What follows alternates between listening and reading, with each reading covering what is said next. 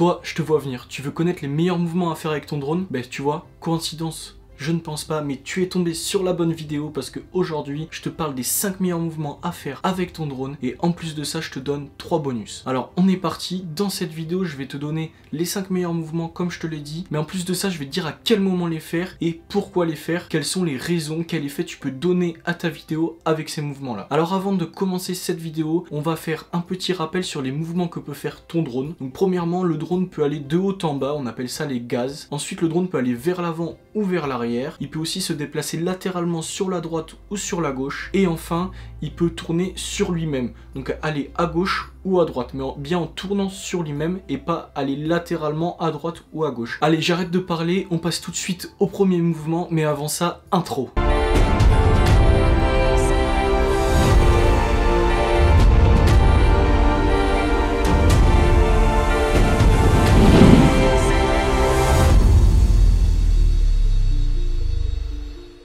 Premier mouvement à connaître pour réaliser de belles vidéos avec ton drone, ça va être le travelling avant ou arrière.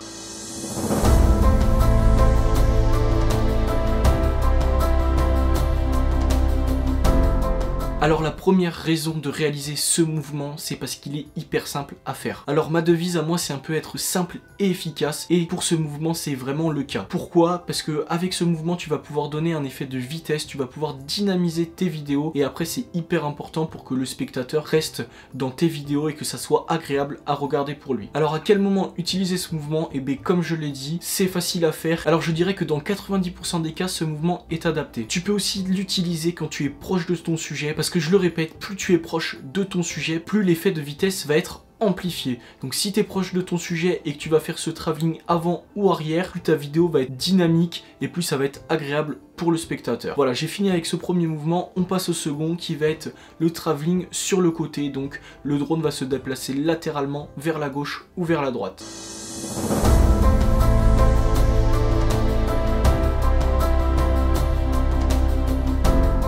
Pourquoi faire ce mouvement? Eh bien ça va être comme le premier, déjà parce qu'il est simple à réaliser. C'est hyper important, si tu es débutant, tu sais pas trop encore gérer ton drone, donc pour cela, tu peux faire des mouvements simples qui vont être efficaces et ce mouvement en fait partie. En plus de ça, pourquoi faire ce mouvement? Eh bien parce qu'il est très original et c'est un mouvement qu'on voit très peu, pourtant il est très agréable à regarder. Mais aussi parce qu'on l'utilise beaucoup dans les films quand tu vas voir un sujet, que ça soit une voiture, une personne qui se déplace ou encore un vélo, enfin ça peut être n'importe quoi, un sujet. Ça va donner vraiment un effet sympa à ta vidéo parce que tu vas voir au premier plan ton sujet et au second le deuxième plan où là ça va être le paysage et on va vraiment voir l'environnement dans lequel se trouve le sujet. Donc vraiment à utiliser ce plan, c'est un plan original que peu de personnes utilisent, qu'on voit très rarement, mais il faut vraiment y penser parce qu'il est très sympa et très facile à faire. On passe maintenant au troisième plan qui va être de faire monter le drone juste comme ça, voilà, hop, on fait monter le drone, hop, et voilà, je vous montre ce que ça donne en vidéo.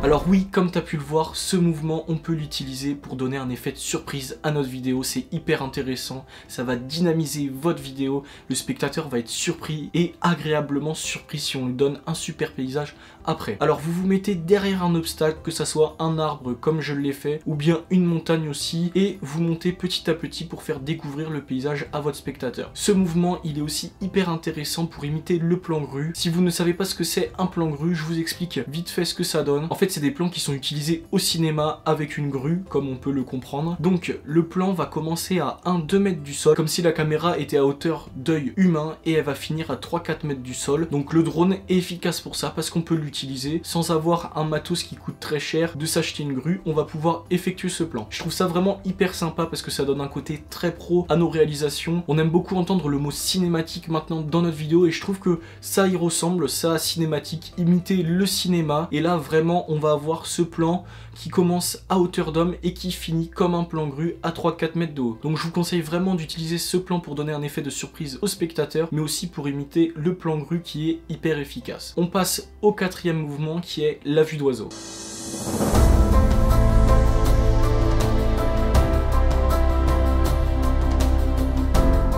Alors pourquoi utiliser ce mouvement? Eh bien tout simplement parce que c'est le plus original. Parce qu'on peut avoir cette vue seulement avec un drone. Avec une caméra on peut pas voir ça, c'est impossible. Avec un drone on peut. Donc utiliser les capacités de votre drone au maximum et montrer le paysage que vous voyez avec vos yeux de façon différente pour que le spectateur soit encore surpris et qu'il découvre de nouvelles choses. Vraiment essayez de jouer avec les ombres, les symétries et ça va donner un super effet à votre montage, à votre vidéo et le spectateur va vraiment être dedans. Et j'adore vraiment faire ce plan avec l'eau quand vous avez un contraste avec une plage et l'eau, quand vous avez vraiment deux couleurs bien distinctes. Après ça peut être avec plein de choses, jouer avec les ombres, avec les effets, avec les symétries, vous pouvez vraiment vous amuser et je vous conseille vraiment d'utiliser ce plan pour donner un côté original à vos vidéos et je peux vous dire que le spectateur va le ressentir et va vraiment aimer ce type de plan. On passe au cinquième et au dernier plan qui est la spirale.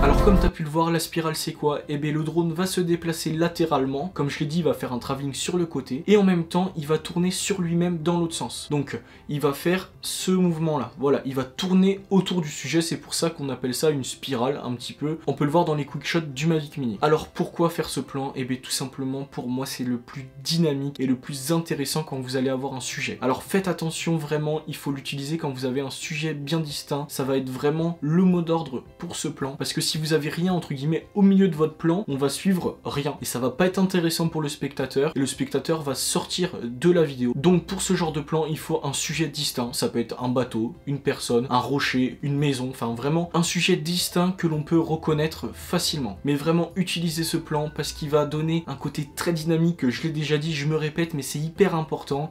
On va avoir le premier plan avec notre sujet et le second plan qui va passer beaucoup plus vite derrière et c'est hyper intéressant. Alors attention parce qu'il est un peu plus difficile à réaliser, mais avec un peu d'entraînement, on peut y arriver. D'ailleurs, je sors un peu du sujet de cette vidéo, mais la semaine prochaine ou très prochainement, je vais sortir une vidéo pour vous entraîner avec le Mavic Mini ou avec les autres drones.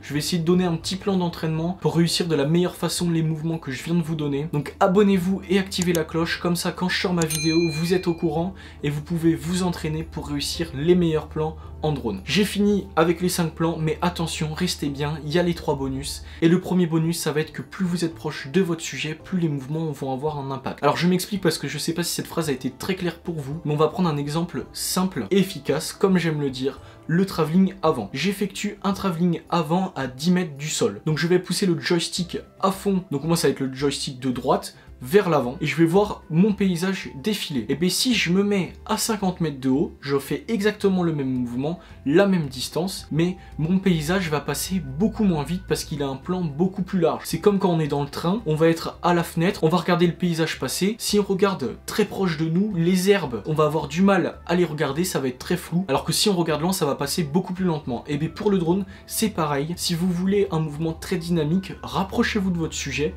vous aurez un angle de vue plus serré, entre guillemets, vous verrez moins de choses, mais cet effet de vitesse va être amplifié. Alors que si vous êtes loin, le mouvement va passer beaucoup moins vite. Donc attention, quand vous allez voler, adaptez votre distance avec le sujet, avec ce que vous voulez rendre au final de votre plan. On passe au deuxième bonus qui est hyper important. Bon, même si tout est hyper important dans mes vidéos, c'est normal. Mais ce deuxième bonus est hyper important parce que ça va être d'éviter les mouvements de rotation du drone quand vous allez filmer. C'est vraiment à oublier. Ne cherchez pas pourquoi, mais vous allez le voir quand vous allez vouloir commencer à prendre des vidéos en drone et que vous faites seulement ce mouvement de rotation. Ça va faire un peu comme une description de paysage, mais c'est pas esthétique du tout. Ça fait pas pro, ça fait pas cinématique, c'est pas agréable. Donc évitez ces mouvements, c'est vraiment à oublier. On passe au troisième et au dernier bonus, ça sent la fin de vidéo, mais troisième et dernier bonus qui est hyper important aussi, même s'il l'est moins, mais ça va être de combiner tous ces mouvements. Pensez à combiner tous ces mouvements, on peut faire un travelling avant avec un travelling sur le côté, on peut faire une spirale en montant, on peut faire une vue d'oiseau avec un travelling avant, enfin on peut faire vraiment plein de choses, il y a des milliers de possibilités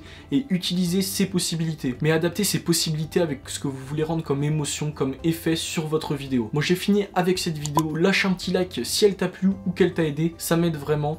Abonne-toi, active la cloche, comme ça tu es au courant de mes sorties de prochaines vidéos. J'étais vraiment content de faire cette vidéo et de reprendre YouTube plus sérieusement. J'espère que vous allez continuer à me suivre sur ma chaîne. Moi j'ai fini avec cette vidéo. Peace. Je sais pas pourquoi je dis peace, mais si, allez, peace.